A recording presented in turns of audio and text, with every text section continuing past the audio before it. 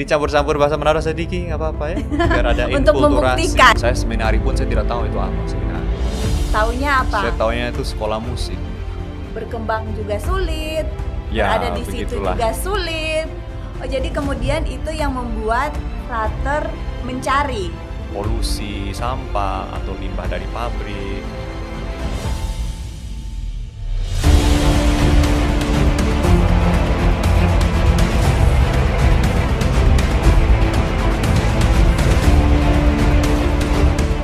Frater Tiro, akhirnya ketemu juga. Apa kabar, Ter? Ya, beginilah. Beginilah, begitulah kayak lagu ya. Nah, hari ini kita mau bahas soal Minahasa kan. Tapi sebelum membahas ini agak penasaran, kenapa sih tertarik dengan Minahasa nih, Ter? Kenapa tertarik sama Minahasa? Iya. Ya, karena kalau misalnya dari identitas etnis ya, kan saya tuh selalu ditanya sama orang, Frater ini sebenarnya tuh orang apa sih? Ya, dari perawakan. Karena sering kali tuh saya dikira orang asing, orang luar begitu, kira WNA.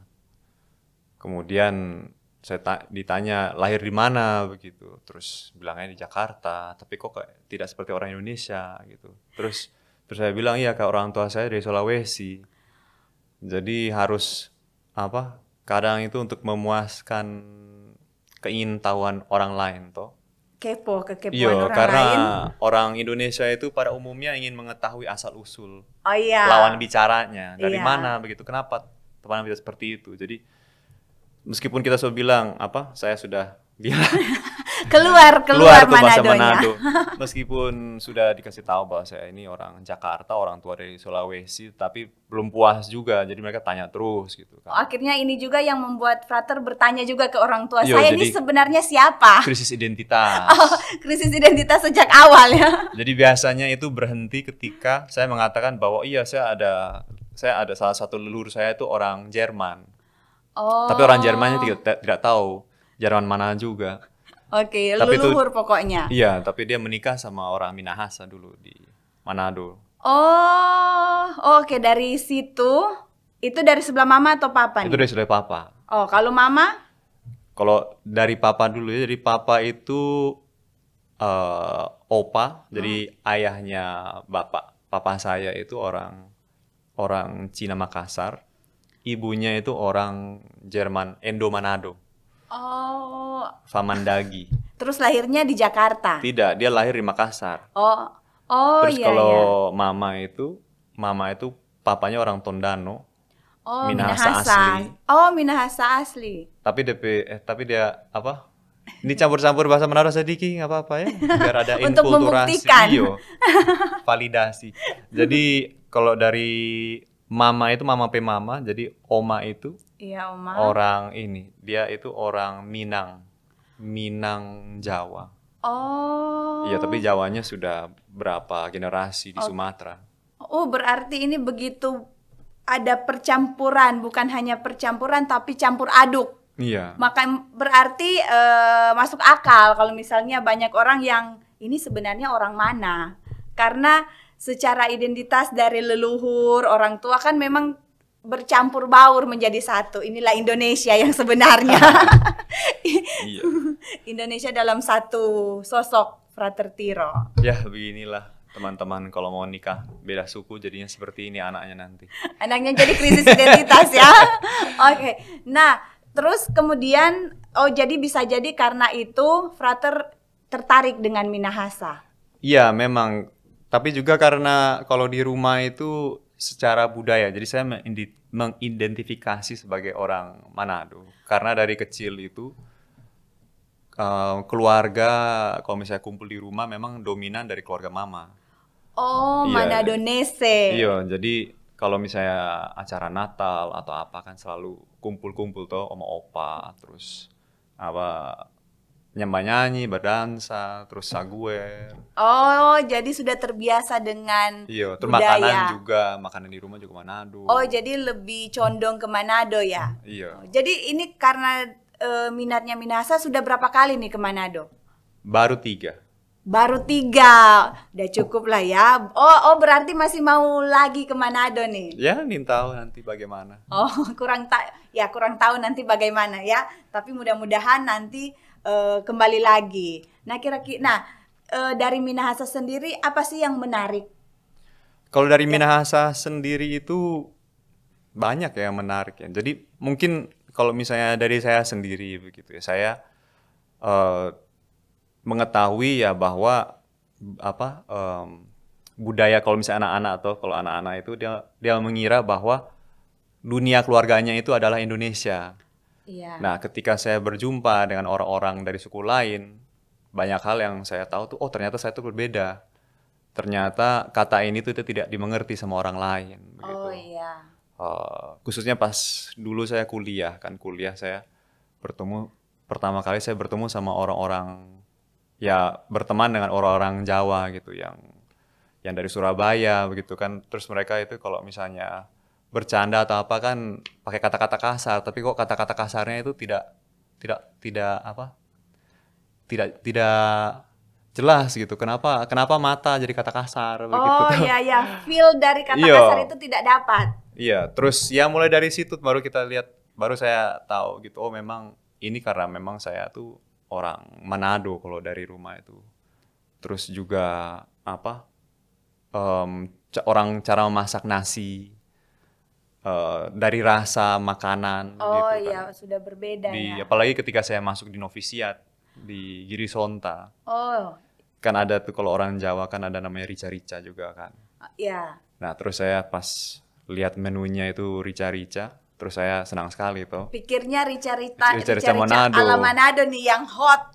Iya, yang wah pokoknya inilah pedas, Iya. pedas gurih. Iya. Tapi ternyata rica-rica Jawa itu bumbunya lain, warnanya juga lain. Terus saya lihat ini apa ini? Ini bukan rica-rica. Jadi ya seperti itulah. Jadi dengan interaksi dengan budaya lain itu saya semakin semakin memperkuat identitas saya, rasa saya menjadi orang Manado. Dan meskipun orang Manado bilangan saya kan Manado Kart gitu ya, Manado diaspora. Iya, atau Manado KW. Manado KW, iya. Tapi kalau saya balik ke Manado dulu itu rasanya memang seperti home gitu ya. Saya ketemu sama keluarga, saya ketemu sama orang, pergaulan, terus saya merasa saya bisa masuk begitu. Oh iya, lebih merasa ya seperti di rumah sendiri, begitu nyaman. Iya, terus ya bagaimana kayak om-omnya seperti itu, tante-tante seperti itu, om-opanya seperti itu begitu. Jadi memang lebih rasa feel Manadonya tuh ada. Oh, berarti memang ketika berada di Manado semakin diperteguh, semakin dipertegaskan, ya ini memang rumah saya. Iya. Karena feelingnya ternyata memang benar-benar dirasakan juga di situ. Iya. Nah, ini kan Frater Tiro sebenarnya agak spoiler, udah kemana-mana kan? Iya. Bukan hanya maksudnya pasti banyak yang berpikir ini logatnya bercampur baur, lidahnya agak lain. Ini kira-kira boleh cerita dulu nggak masa-masa ini kan identitas yang terbentuk ini dari logatnya agak lain, lidahnya agak lain. Ini kira-kira apa sih yang membuat sosok Frater Tiro seperti ini? Misalnya sebenarnya dari kecil itu kemana saja? Ya, memang kalau bisa dari latar belakang etnis kan sudah cukup bercampur. Cukup membingungkan. Iya, tapi kalau misalnya dari kecil itu kami sekeluarga selalu berpindah karena ayah dulu bekerja di perusahaan minyak. Jadi kemana ayah ditugaskan, keluarga ikut. Ya, mengekor kepala. Jadi saya pas waktu itu baru lahir, jadi saya anak ketiga. Jadi sebelum saya lahir pun keluarga sudah pindah-pindah, tinggal di Timur Tengah, tinggal di pedalaman Sumatera. Kemudian ketika saya lahir di Jakarta, tidak lama kemudian, mungkin sekitar 6 bulan itu saya bukan diangkut ya. Maksudnya keluarga itu pindah ke Oman. Tapi ketika itu sedang ada perang Teluk, jadi tidak aman, maka perusahaannya bapak itu memindahkan kami ke India. Jadi saya di India dulu tuh 6 tahun. Jadi masa kecil saya di India 6 tahun. Belum bisa bahasa Indonesia, taunya bahasa Inggris. Oh iya, karena pas melek ini bukan di Indonesia. Iya, Tetapi bahasa Indonesianya bahasa Indonesia Manado. Oh, oke. Mama menggunakan bahasa Manado. Iya. Oke. Dan pindah ke Jakarta itu belum bisa bahasa Indonesia. Kemudian saya lanjut sekolah internasional, bahasa Indonesia kan belepotan juga. Jadi sudah bahasa logat Manado, sudah campur sama bahasa Prokem orang Jakarta. Kemudian saya SMA saya pindah, saya ada program studi pelajar di Kanada. Jadi saya SMA di Kanada. Oh, tambah Kanada. belepotan nih. Bahasa Inggris saya jadi logat Kanada. Oh iya, ya makanya. Terus saya dari Kanada pindah ke Amerika. Terus saya saya sedikit dibully karena logat saya Kanada. Orang Amerika kan suka membuli logat Kanada tuh. Oh, iya iya. Terus saya di Amerika kuliah 4 tahun. Saya ambil bidang antropologi. Oh, wah, dari antropologi kemudian masuk ke filsafat keilahian. Ya kalau itu resiko jabatan. Oh, di resiko jabatan. Oh bukan. Oke, resiko jabatan ya. Nah, ini menarik. Ini Frater berpindah-pindah nih dengan bertemu dengan banyak orang, latar belakang budaya. Kemudian yang membuat juga Frater menjadi apa ya? Dari tata bahasanya juga campur-campur aduk. Nah, sekarang juga tidak berhenti di situ. Sekarang Frater ditempatkan di Fakultas Teologi, Filsafat Keilahian. Tentu saja ini kan antropologi berbicara yang mendarat tentang manusia. Iya. Nah, kemudian filsafat keilahian berbicara yang ilahi, yang transenden. Kira-kira bagaimana nih Frater? Rasanya bagaimana? Ya, dengan latar belakang antropologi itu tentunya masuk ke dunia filsafat dan teologi sudah membawa bias sendiri. Kan? Iya. Karena memang antropologi itu mempelajari budaya itu ya bagaimana adanya, sistem kepercayaan yang mereka diterima begitu saja begitu. Tidak ada sebuah apa yang dilihat, apa yang bisa disentuh kan? Iya, tidak membawa perangkat sendiri dan menilai budaya lain begitu. Nah, jadi saya kadang sulit menerima bagaimana kadang-kadang tuh ada kesan dari filsafat dan teologi itu yang sedikit ya memang mengunggulkan cara pandang sendiri, tetapi kan itu memang bidangnya begitu atau memang studinya. Jadi tapi syukurnya saya bisa menjembatani itu ya, menemukan berapa teolog dan filsuf yang sudah belakangan ini gitu, yang kontemporer yang sudah lebih membuka diri terhadap ilmu-ilmu lain begitu. Lebih bisa diperdamaikan ya, ini kontradiksi kan dari antropologi dan filsafat keilahian. Iya. Oke. Nah, terus sebenarnya agak penasaran nih. Frater kan sudah melanglang buana, sudah S1 juga. Terus kenapa akhirnya memutuskan untuk di jabatan ini? Ya, singkat cerita itu memang dalam keluarga kami itu ya keluarga yang Katolik sendiri gitu. Sebenarnya tidak sendiri sih. Jadi ada tante yang Katolik, terus oma opa dari ayah itu Katolik, tetapi saudara-saudara lain tuh ada yang Kristen Protestan, terus dari pihak ibu tuh ada banyak yang Muslim. Oh, iya, jadi beraneka ragam juga ya. Oh, tidak sampai berarti sejak semula sudah bercampur ya, kemudian. Jadi namanya hidup membiara itu maksudnya ya kami kurang begitu familiar lah. Maksud kita gereja ya seperti keluarga-keluarga lain gitu ya, setiap minggu ke gereja begitu. Tapi tidak ada pikiran untuk masuk. Saya seminari pun saya tidak tahu itu apa seminari. Taunya apa? Saya taunya itu sekolah musik. Oh, karena biasanya sering choir cari dana. Iya, cari dana kan kor. Terus saya lihat seminari, oh ini sekolah musik. Karena tapi laki-laki suara-suaranya semua. bagus ya. Iya. Oke. Tapi tetapi namanya panggilan itu memang saya suka pekerjaan sosial. Saya suka kerja sosial, dan di Amerika itu kebetulan saya di Universitas Yesuit yang dikelola Yesuit. Terus saya melihat ya saya di sana itu belajar antropologi, terus saya juga ikut retret dan lain sebagainya. Dan saya selalu merasakan ini menyenangkan gitu, suatu hal yang menyenangkan. Cuman saya tidak pernah berpikir bahwa ini akan adalah suatu pilihan hidup karena saya Adalah masih adalah sebuah panggilan. ya, jadi memang ada ketertarikan, Oh. tetapi pikiran saya itu kan orang tua sudah membiayai pulang ke Indonesia itu kan bagaimana membayar utang toh. Oh, oke. Jadi ya begitu. Jadi dengan S1 antropologi kan dunia semakin sempit juga, Iya. dunia karir. Iya. Tapi ya saya pulang ke Indonesia, saya bekerja di dunia keuangan.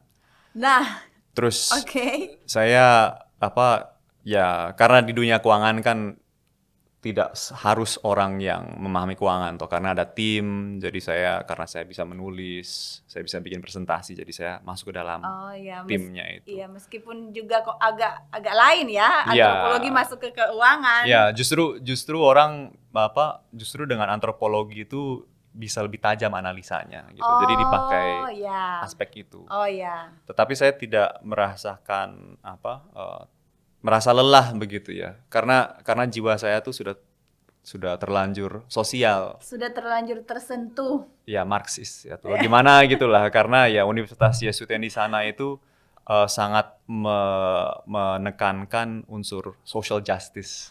Oh. Jadi kesadaran untuk mahasiswa itu tahu tentang kemiskinan, tentang pengaruh politik terhadap dunia lain, politik Amerika khususnya ya, bagaimana itu menekan Amerika Latin, Afrika dan Asia, itu tuh sudah termasuk di dalam diri saya gitu, sudah saya internalisasikan. Iya. Terus antropologi kan kami itu banyak karena budaya-budaya yang terpinggirkan biasanya juga akan menjadi korban korporasi begitu.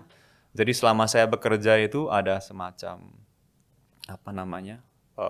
gejolak batin begitu. Saya yang dulunya sosial, yang dulunya ini kok saya sekarang setiap hari di kantor. Rutinitas yang sama yang Ya. jadinya membosankan. Rasanya kering dan kosong. Oh ya, gitu. karena pengalaman, situasi, iklim kehidupan yang dulu Iya. tidak terjadi Hilang di dalam lagi. ruang AC. Tertinggal, terkungkung di dalam AC yang nyaman. Sebenarnya kan itu mimpi banyak orang ya, duduk di ruang AC, pakaian rapi. Tapi justru ternyata sebaliknya, merasakan yang sebaliknya. Ya begitulah. Ya mungkin saya melihatnya ya ini bukan panggilan saya, dan kalau saya melanjutkan ini tanpa berefleksi, tanpa melihat diri saya sendiri dan apa yang saya rasakan, saya rasanya akan menjadi orang yang kurang bahagia. Oh iya. Begitu. Orang yang mengalami kekeringan itu benar-benar stuck. Ya. Kan? Berkembang juga sulit. Ya, berada di situ begitulah. juga sulit. Oh, jadi kemudian itu yang membuat Frater mencari. Ya, jadi saya maksudnya setelah sudah pacaran juga, sudah mikir tunangan, tetapi Wow, tunangan. tetapi Menarik itu ya begitulah, saya menjalani itu semua, saya tidak merasakan bahwa ini itu apa yang diinginkan dari saya begitu ya. Maksudnya saya hanya mengikuti template yang secara sosial, Ya. orang kalau sudah selesai studi harus Ya. bekerja, kemudian harus menjalin relasi khusus, kemudian menikah. Ya. Tetapi dalam menjalani aktivitas sosial yang biasa itu justru ada sesuatu yang hilang. Berarti ada kekosongan dalam hati ya. Iya. Dan saya ketika ya suatu hari saya bawa mantan saya Mantan. ke gereja begitu kan, terus doa Bapa kami, terus kami pegangan tangan, terus saya merasa kayak wah ini saya melakukan kebohongan besar ini. Maksudnya ini tuh saya cuman hanya ikut-ikutan orang lain saja begitu, Iya. karena ya ada social pressure kan, kalau Iya. orang tuh harus Punya pasangan. harus menikah. Iya. Begitu. Sedangkan saya dari kuliah pun pergaulan itu, kalau misalnya pekerja sosial kan kita bebas bergaul dengan siapa-siapa. Iya. Kalau sudah hubungan maksudnya sudah Spesial, eksklusif begitu kan, kita mau pergi kemana ditanya, kita mau berangkat dari rumah buat jemput dia ke gereja saja tuh udah mikirnya tuh udah 5-4 6 tahapan gitu kan, bawa mobil, pakai baju apa, nanti dibawa kemana begitu. Jadi itu sangat melelahkan bagi saya. Jadi justru kalau hal-hal yang biasa pada umumnya orang lakukan seperti menjemput pacar, jalan, itu rasanya feelingnya tidak dapat. Tapi kalau misalnya mau misalnya ke suatu kegiatan sosial pun itu di pelosok mana, Frater tidak memikirkan saya harus bagaimana ke sana, pakai baju apa, justru easy going ke sana ya. Jadi memang rasanya lebih bebas begitu. Karena memang passionnya ya, hatinya jatuh cintanya bukan ke satu sosok, tetapi ke tindakan sosial ini ya. Tapi mungkin juga karena dari kecil itu saya terbiasa melihat ibu yang sangat jiwa sosial itu sangat besar gitu. Tetapi itu dia tidak dari ibu. Tetapi itu dia tidak ikut dia tidak ikut sebuah lembaga begitu. Dia itu melihat orang susah di jalan, dia melihat dia mendengar ada orang yang anaknya butuh ditolong begitu, dia langsung turun begitu. Jadi apalagi kalau saudara ya.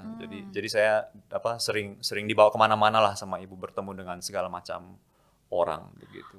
Jadi dari pengalaman masa kecil yang sebenarnya keteladanan ibu bertemu ketika kuliah kayak match ya? Ya, tapi juga di kuliah itu saya sempat ikut program kita ke sebuah negara di Amerika Tengah namanya Belize, negara kecil begitu.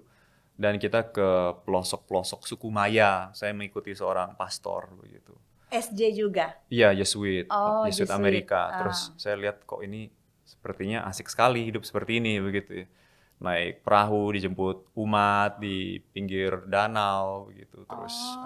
Terus setiap kali dia ke sebuah stasi itu stasinya langsung gembira begitu. Dia kayak dirayakan kehadirannya. Terus rasa-rasanya ini kok sepertinya gaya hidup bukannya gaya hidup ya, pilihan hidup yang menyenangkan begitu. Dan saya juga mendapatkan kebahagiaan juga kalau misalnya bisa mendampingi orang dan orang itu bisa merasa tertolong dan dia bisa memiliki semangat lagi gitu. Jadi mungkin hal-hal itu tuh yang ternyata ada di dalam saya, tetapi dalam perjalanan panggilan itu semakin dimurnikan, semakin dikuatkan. Iya, luar biasa ya. Ini begitu sangat menginspirasi karena yang menggerakkan itu adalah cinta. Kan ketika kita melakukan sesuatu terus orang bahagia, atau ketika kita melakukan sesuatu itu membawa sukacita, membawa pertolongan dan kita bahagia juga, itu kan cinta yang sesungguhnya, altruis keluar kan. Ya itulah ke orang Manado kan baku bikin pandai itu. Iya. Si tahu timu tu mau tahu. Iya.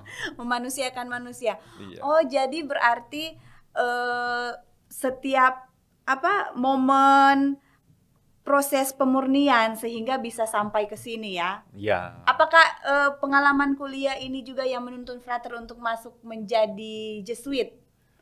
Pengalaman kuliah di Amerika? Iya. Ya itu salah satunya sih. Salah banyaknya kenapa? Kan itu salah satunya. Tapi memang juga karena di sana saya juga bertemu dengan bergaul dengan ada Romo Kuntoro Adi yang sekarang dia itu menjadi rektor De Brito. Jadi saya di sana juga bertemu dengan romo-romo dari Indonesia gitu. Ada romo-romo SC juga, Romo Nardi. Yang dosen di sini.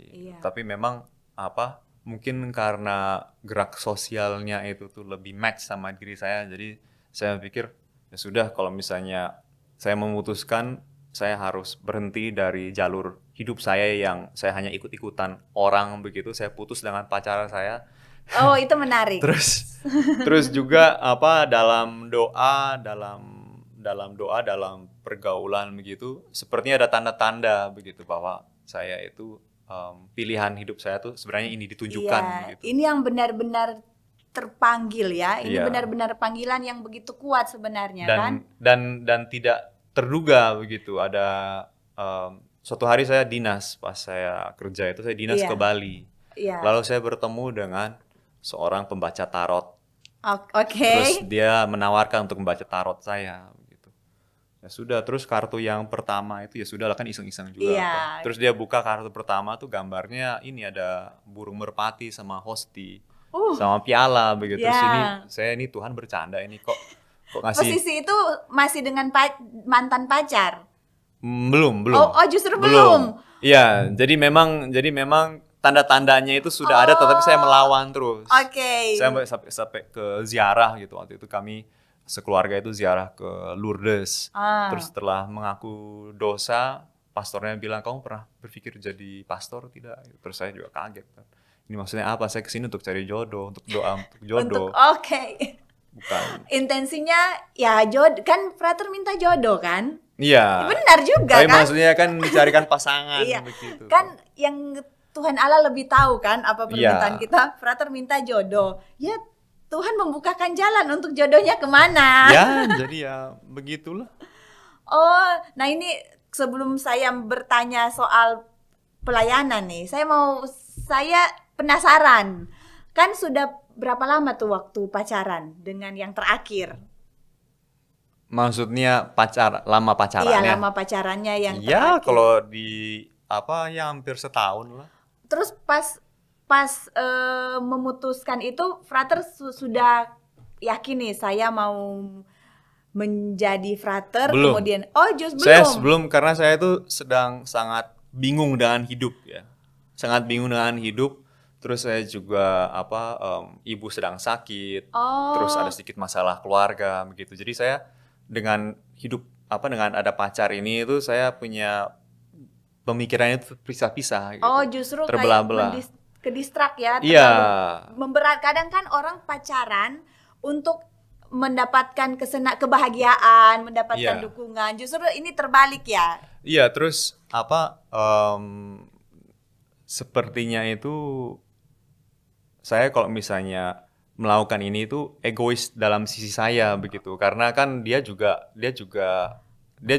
maksudnya ya juga ada rasa sama saya juga kan. Ada kebutuhan, afeksi. Tetapi dari sisi saya tidak merasakan bahwa apa yang saya rasakan dan berikan ke dia itu tidak sebanding dengan apa yang diberikan ke saya. Jadi itu hubungannya tuh tidak timpang ya.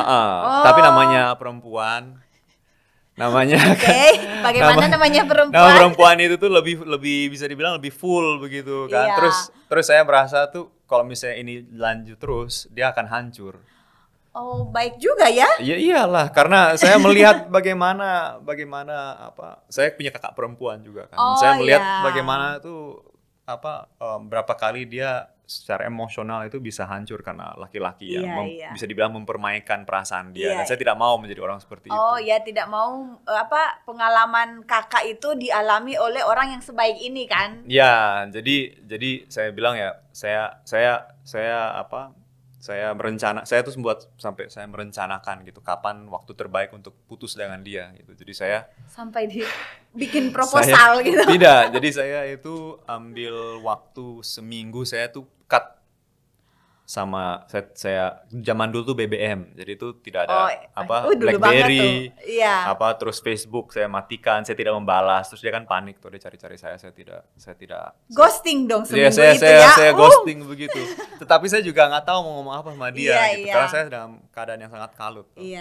Terus saya memutuskan ya sudah, berarti saya akan putus dengan dia itu sebelum libur Lebaran. Sudah direncanakan ya? Iya, kenapa libur Lebaran? Karena kan kami sama-sama kerja. Dia setidaknya itu dapat 10 hari untuk mengolah untuk benar-benar hancur-hancuran di 10 hari itu, bukannya biar liburan. Aman begitu. Bayangkan kalau misalnya saya putus sama dia pas dia kerja, kan kasihan dianya. Oh ya, betul. Jadi ya sudah, saya akhirnya saya telepon dia, saya bilang kita ketemu di tempat ini, terus kita bicara, terus saya bilang ya saya ini sedang mengalami seperti ini dan rasa-rasanya itu kita tidak bisa lanjut. Tetapi dia itu bilang, tetapi kan kita bisa berdua begitu. Berdua menghadapi ini semua. Saya bilang, ya mohon maaf sekali. Tapi saya bayar, jadi saya masih traktir dia makan. Iya. Tapi sudah. Hancurnya itu yang ini ada apa? Tapi sebelumnya ada konflik tidak? Konflik-konflik atau kayak Ya slow, begitulah. aman-aman? Yang konfliknya ya macam kayak Terlambat jemput. remeh begitu loh. Terlambat jemput. Terlambat jemput, terus apa gara-gara rumahnya itu di tempat mana, apa dia di rumah temennya, terus saya kecelakaan tunggal. Oh, Bawa Frater pernah mobil. kecelakaan? Iya, bawa mobil apa nabrak tiang gitu karena masuk gang. Terus waktu itu juga apa namanya? Saya ketemu sama teman saya, teman perempuan saya dari kuliah, terus dia kayak cemburu begitu. Jadi itu Jealous. seperti kayak aduh kok ini Ribet ya? melelahkan sekali ya. Jadi Oh, jadi ada perasaan kok ribet amat. Iya. Hidup ini bisa slow aja. Kenapa seribet ini? terus kok saya harus investasi semuanya tuh ke dia begitu. Jadi saya harus melepaskan yang lain-lain kan. Oh iya. Kayaknya tuh saya nggak bisa. Oh, iya. Kan ada orang-orang yang memang bisa. Iya, Gitu. iya. Ada orang-orang yang bisa menjadikan one and only. Pasangannya one and only. Semuanya Iya. ditinggalkan. Orang tua bahkan ditinggalkan demi Sama ini. seperti kitab suci itu toh akan Meninggalkan segala sesuatu. bersatu begitu. Iya. Oh, jadi nah, kemudian saat itu berproses, kemudian menemukan momen apa nih yang kemudian Frater menemukan, oh ya, saya masuk nih. Akhirnya saya login. Oh, ya Ke inilah Jesuit. saya merawat ibu saya ada 2 bulanan begitu ya. Oh, Ibu cukup sakit, ya sakit. Terus saya juga sebenarnya tuh kesal dengan kantor karena maksudnya saya sudah kerja sampai weekend begitu, tetapi ketika saya minta waktu untuk mendampingi ibu saya, gaji saya malah dipotong begitu. Jadi saya rasa kok ini nggak fair begitu. Oh, iya, iya. Pulang tuh malam terus jam 10. Dedikasinya sudah Iya, jor-joran. pernah 24 jam tidak pulang. Jadi saya merasa kayak oh saya nggak bisa seperti ini begitu. Terus jadi saya dalam doa begitu bilang ya kayaknya saya harus meninggalkan ini begitu. Terus saya pikir terus mau kemana gitu. Terus rasa-rasanya perlu ditanggapi kan namanya panggilan ini. Iya, gitu. iya. Berarti pada masa itu kayak flashback, ini ada kata-kata yang dari Romo. Iya tuh kartu tarot. Kartu tarot, bisa-bisanya muncul itu. Terus ya sudah, jadi saya pikir ya sudah kalau misalnya saya tidak diterima atau saya tidak cocok kan saya selalu bisa kembali cari pekerjaan lain toh. Iya, iya. Tapi kok sampai sekarang masih begitu 10 tahun kemudian. Masih mudah-mudahan kok masih jangan gitu. Mudah-mudahan terus. Iya, jadi saya di hari jadi ibu saya tuh sakit menjelang kakak saya yang laki-laki menikah. Terus pada malam sebelumnya tuh saya bangun niat, terus ya sudah besok pagi sebelum misa pernikahan kakak saya akan bilang ke ibu gitu. Terus saya bilang ke mama kan, mam kalau saya mau jadi pastor gitu katanya. Terus tanggapan mama gimana nih? Terus dia bilang kalau misalnya dia bilang seperti biblis sekali gitu, dia bilang jika rahim ini bisa melahirkan seorang pastor, bahagia sekali hidup saya begitu. Wah, luar biasa. Mungkin ini juga yang kemudian membuat Frater mau ambil konsentrasi biblis. Tapi sebenarnya kalau ditarik balik lagi itu orang tua saya itu dinikahkan oleh Romo Jesuit Belanda. Terus katanya itu mama itu udah punya anak 2 kan, dia pingin punya anak 1 lagi. Iya. Tapi itu dia sangat terkesan sama Romo Belanda itu, Romo Opselan. Terus dia bilang saya pingin punya anak tuh 1 bulan, lahir dalam bulan yang sama dengan Romo Opselan itu, Romo Henk. Terus ya sudah lahirlah saya bulan Mei. Jadi dia bilang mungkin itu. Jadi sebenarnya memang benihnya sudah dari mama loh. Iya, tapi kan tidak ada pikiran. Iya, jadi benihnya memang sudah ada sejak belum dikandung atau itu sementara mengandung? Ya, sudah berkeluarga kan. Maksudnya ibu sementara mengandung Frater Tiro terus ya, ada belum. Berarti kan memang sejak sebelum di dalam kandung di rahim sudah ada itu. Ya, bisa jadi. Dan sudah dicatat oleh malaikat. Iya, stop. Iya. Wah, nah, terus setelah masuk di sini kan Frater Tiro tertariknya dengan bidang sosial. Sudah pasti nih udah banyak nih yang dilakukan. Bisa mungkin sharing beberapa beberapa kegiatan sosial yang mengesankan misalnya, yang begitu mengesankan. Kalau selama saya di Jogja ini di FTW saya aktif dalam sebuah kelompok konservasi namanya Reinspirasi, dan kami bergerak dalam bidang lingkungan hidup, khususnya ini penyu. Jadi kami itu memelihara penyu. Jadi ada penyu-penyu kan mereka bertelur kemudian telurnya tinggal begitu. Tapi kan resiko survivalnya anak-anak penyu itu kan sangat-sangat minim ya. Rentan. Jadi kelompok ini itu secara aktif membantu tokoh masyarakat di sana untuk menjaga telur-telur itu sampai dia sudah netas dan sudah kuat, kemudian kami kembalikan ke laut. Nah, kenapa penyu? Ya karena apa ya? Karena itu memang ada sebuah kesadaran dari tokoh namanya Pak Rujito itu bahwa penyu ini kan bagian penting dari ekosistem laut dan ekosistem pantai begitu.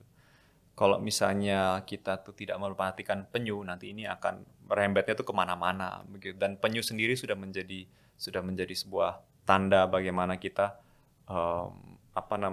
memperlakukan lingkungan alam kita dengan adanya limbah polusi, sampah atau limbah dari pabrik. Pantainya itu kan menjadi zat keasamannya atau bagaimana itu kan mengganggu ekosistem di sana. Yeah. Terus dengan berkurangnya penyu itu semakin banyak membuat populasi ubur-ubur itu meningkat karena hanya penyu yang bisa makan ubur-ubur. Oh, hanya penyu yang bisa. Oh iya, karena ubur-ubur kan dia sebenarnya tidak mati kan. Kalau dipotong itu dia jadi 2. Iya, justru dan pun dia tua, dia hidup lagi kan sebenarnya. Dan dengan laut yang semakin memanas, dengan dunia semakin memanas, itu ubur-ubur semakin cepat berkembang biaknya. Oh, nanti jadi ini dong, kalau di SpongeBob ladang ubur-ubur, ini jadi kolam ubur-ubur jadinya laut kita, laut ubur-ubur. Nanti bibit ikan laut itu nggak ada, terus lautnya tuh jadi tidak ada biota lain. Oh, nanti ini Minahasa bagaimana? Ya jauh lah. Minahasa banyak makan ikan. Beda lah, tapi ini kan di pesisir pantai selatan. Iya. Tetapi di sisi lain juga kami juga menanam mangrove. Menanam mangrove sama tanaman-tanaman pantai begitu untuk menjaga supaya tidak ada abrasi dan juga supaya angin laut itu tuh tidak masuk ke daerah persawahan karena kan di Bantul itu kan lumbung padi. Oh iya. Iya, jadi itu sih, jadi itu kelompok yang saya aktif. Jadi sekarang Frater lagi sibuknya di situ ya? Ya nggak juga sih, kan harus ini. Seimbang harus tesis, yang paling utama kan tesis. Oh iya. Kalau yang itu tuh kalau misalnya ada waktu, ya fokusnya kan sesuai SK, ketaatan. Iya, karena ada di posisi ini ya. Iya. Nah ngomong-ngomong soal tesis, Frater angkat Minahasa ya di tesis? Ya, karena saya memang fokus ke biblis. Saya merasa bahwa Alkitab itu tuh seringkali disalahpahami dan disalahgunakan untuk menyudutkan orang-orang begitu ya. Dan saya merasa dengan pengetahuan pendalaman tentang kitab suci itu saya bisa membantu supaya mindset orang tuh bisa berubah begitu. Bisa tidak maksudnya menggunakan kitab suci itu untuk melukai atau merendahkan misalnya ya kaum perempuan begitu kan. Ini pejuang per-feminisme.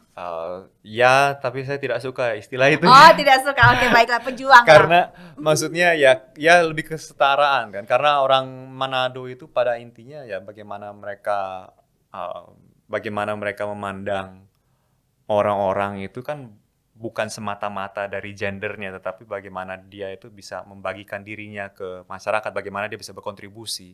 Iya. Jadi jadi cara pandangnya itu lebih egaliter. Jadi namanya perempuan itu menjadi pemimpin itu tuh tidak masalah. Yes, hidup perempuan. Iya begitu.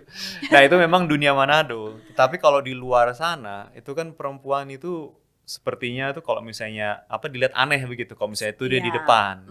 Karena biasanya perempuan dijadikan subordinat laki-laki ya, kan. Apalagi kalau orang sudah pakai tafsiran kitab suci bahwa perempuan ini yang digoda setan dan dia yang menjatuhkan Adam begitulah. Oh ya iya kan Ya, penyebabnya adalah perempuan nih. apalagi perempuan itu tuh hanya diambil dari tulang rusuk, laki-laki sudah diambil dari tulang rusuk disuruh jadi pembantu, terus mencelakakan manusia begitu kan. Jadi itu tafsiran Biang yang kerok ya. iya. Nah, tapi kan lucunya kalau orang Minahasa itu kan apa di dalam kitab suci kan ada beberapa ayat ya yang bilang perempuan itu tidak bilang ngomong di gereja, Iya. yang harus ditutup kepalanya dan sebagainya. Nah, kalau misalnya apa orang Minahasa yang mayoritas Kristen itu kan tidak mengambil bagian itu dalam kitab suci. Bahkan di dalam gereja Protestan mereka itu mayoritas pendetanya perempuan, Oh ya. gemim toh. Iya, gemim. Nah, tetapi kembali ke mindset budaya begitu. Memang kayak di gereja Katolik bagaimana itu diwujudkan ya sesuai dengan gereja Katoliknya. Jadi Iya. ya mindset orang Minahasa itu eh, yang menarik bagi saya itu mengapa pandangan terhadap manusia itu tuh lebih egaliter. Terus, nah saya juga karena saya antropologi dan saya suka cerita rakyat. Nah kalau cerita rakyatnya terkenalnya Minahasa kan namanya To'ar Lumi Mu'ut. Iya, To'ar Ya. Lumi Mu'ut. Terus suatu hari kami itu di dalam keluarga kami itu ada silsilah keluarga. Ya, jadi yang bisa menelusuri dan membuktikan bahwa dari ibu itu memang orang Manado asli. Dan dalam silsilah itu, Pembuktian ya. iya silsilah itu tuh ditarik sampai nama To'ar Lumi Mu'ut ini. Oh, berarti sangat komplit ya. Ya, jadi dan orang Minahasa itu kan dibilang ya tanah To'ar Lumi Mu'ut, keturunannya To'ar Lumi Mu'ut, opo-opo begitu. Iya. Dan ternyata ada narasinya itu yang berbeda variasi, cuman sepertinya spirit egaliter yang ada di dalam narasi itu tuh menjadi alam pikir filsafatnya orang Minahasa. Oke. Nah, terus saya tertarik di situ gitu karena kan ini ada kontradiksi ya antara tafsiran Adam dan Hawa yang menyudutkan perempuan dan ada kisah asal usul manusia begitu Dari yang Minahasa. Minahasa. Yang pertamanya justru perempuan. Nah, terus ya saya tertarik untuk mendalami itu gitu, membaca menggunakan metode lintas teks. Jadi bagaimana dari teks kitab suci dengan teks pribumi ini bisa dilihat secara sama gitu. Oh, ini menarik. Iya. Ini berarti dalam proses pengerjaan ya? Ya, jadi memang masuk ke dunia hermeneutika begitu ya. Tetapi kan karena kita ini orang Indonesia, kita kan memiliki budaya sendiri itu yang di luar budaya kitab suci, di mana kitab suci itu kan ditulis kan Iya, budaya iya, orang Yahudi kuno Iya, begitu beda kan. konteks ya. Iya, dan dengan mengetahui bahwa kita ini adalah orang Indonesia, adalah orang Katolik begitu ya, kita harus menghargai akar budaya kita sendiri kan. Kalau misalnya kita hanya ikut-ikutan budaya Katolik yang kita lihat ya, kayak nanti jadinya tuh terlalu kebarat-baratan, malah krisis identitas. Iya. Gitu. Mau ikut-ikut seperti kayak di Eropa yang musim dingin, jadi kita pakai jubahnya tuh yang tebal begitu. Itu kan kayak tidak kontekstual gitu ya. Iya. Kadang kan kita ikut aja apa yang biasa atau apa yang ditawarkan, Iya. apa yang ngetren, padahal tidak sesuai. Iya. Tapi sebenarnya fenomena orang Katolik di Indonesia kan kita Indonesia mana dulu juga atau. Iya. Terus sebenarnya percampuran budaya itu terjadi, tetapi orang-orang tuh suka kadang-kadang menilai bahwa budaya saya itu lebih inferior daripada budaya orang asing begitu. Iya. Jadi saya sebenarnya itu ingin masuk ke ranah sana begitu, supaya mudah-mudahan orang juga bisa mengapresiasi budaya mereka masing-masing juga, dan alam pikir Minahasa itu juga semakin bisa diketahui oleh orang lain juga. Iya, apalagi yang utama itu sebenarnya orang Minahasa sendiri, karena saya juga sebagai orang Minahasa. Oh iya tuh. Iya. Sebenarnya juga kenapa saya semangat membahas ini, karena saya sebagai orang Minahasa justru sebenarnya masih miskin pengetahuan akan budaya sendiri, karena mungkin juga banyak yang ada dalam pemikiran kami. Berbicara soal budaya atau menggunakan bahasa daerah itu udah ketinggalan zaman. Iya. Jadi yang berkembang khususnya mungkin di Manado atau di daerah saya tuh, kalau misalnya berbahasa daerah kayak kampungan. Tetapi dengan ini, tapi sebenarnya ketika saya merantau ke sini, saya menemukan seharusnya saya harus bangga dengan bahasa saya, dan itu yang menjadikan saya kayak sedih. Kenapa saya tidak bisa berbahasa Tombulu? Padahal orang tua saya, khususnya papa saya, itu Tombulunya kayak air mengalir. Oh, bisa diminta menerjemahkan ini ya? Saya teksnya tuh dalam bahasa Tombulu kuno soalnya. Oh, kuno. Mudah-mudahan papa saya kuno. Nanti saya minta tolong papa ini ya, koreksi terjemahan saya. Mudah-mudahan. Jadi ini sekaligus ada bisnis ya. Ya, orang tua papa saya kalau di dalam keluarganya di sebelah papa memang masih begitu sangat kental. Jadi kalau misalnya papa saya bertemu dengan kakak beradik, mereka auto speak in Tombulu. Beda dengan mama saya. Mama saya kan karena juga mungkin opa lama di Jawa, kemudian baru pensiun, baru ke Manado. Jadi budaya Minahasanya terkikis. Jadi saya berada di dua situasi seperti itu. Jadi kayak kalau misalnya belajar, papa kadang ngomong pakai bahasa Tombulu, tapi kami yang anak-anak generasi setelahnya kayak gitu. Tapi setelah kesini justru kenapa tidak belajar? Tahu, kayak tidak melek budaya. Iya, memang itu yang bukan fenomena yang terjadi, fenomenanya terjadi di mana-mana juga ya. Namanya juga dalam dunia yang semakin mengglobal kan lebih menarik K-pop daripada budaya sendiri itu. Iya, tapi yang menarik di Jogja masih kental dengan bahasa Jawanya. Kalau misalnya junior ngomong, itu yang saya yang membuat saya kagum dengan salah satu dengan Jogja itu, ketika junior ngomong dengan senior pun itu hanya kayak kakak kelas saja, auto Jawa kan, auto bahasa Jawa. Dan kita mungkin ya itu otomatis kan, ketika mereka bertemu, meskipun misalnya kita sedang ngobrol nih dengan salah satu teman, ketika seniornya datang, mereka langsung auto speaking. Kami yang di situ yang orang luar kayak tolong translate apa maksudnya.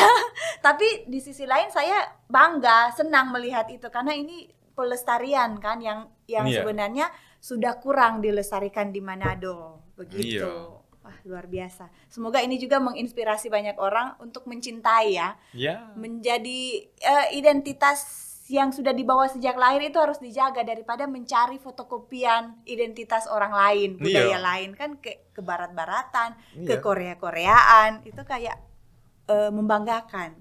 Ya, maksudnya tidak masalah kalau senang dengan budaya lain, budaya barat atau budaya Korea atau budaya apapun itu. Tapi memang kalau kita tidak tahu diri kita sendiri gitu kan, nanti kita hanya pakai kostum. Jadi fotokopi. Iya. Kan kalau senang dengan mereka tidak apa-apa, tapi kalau misalnya mengorbankan budaya sendiri, identitas sendiri, nah itu yang jadi apa-apa kan sebenarnya. Iya, karena dalam kalau kita melihat sejarah kekristenan begitu ya, sejarah bagaimana Indonesia itu budayanya berkembang ya, sebelum Masehi itu sudah ada. Iya. Tapi dengan sejarah kolonialisme, dengan masuknya budaya-budaya dari luar gitu kan, ini kayak semakin dilihat bahwa ini tuh kurang begitu penting begitu. Iya. Padahal itu tuh yang sungguh-sungguh jiwa, roh dari tanah leluhur lah itulah. Iya, itu yang benar-benar esensi diri sebagai kalau misalnya saya Minahasa, esensi diri dari Minahasa, esensi dari orang Jawa misalnya, yang memang harus dijaga sebenarnya. Dan merasa nyaman dengan diri sendiri gitu, tidak merasa minder begitu. Iya benar. Menderita sekali hidup minder. Curhat. Oke nih. Jadi dari menarik nih tentang tesis. Jadi mungkin nanti pertemuan selanjutnya kita membahas tentang temuan tesis yang Frater garap ya. Ini kan dalam dalam selama ada makanan nanti di meja boleh. Oh oke. Ini kayaknya pesan-pesan. Ini karena daunnya ini tidak bisa dimakan.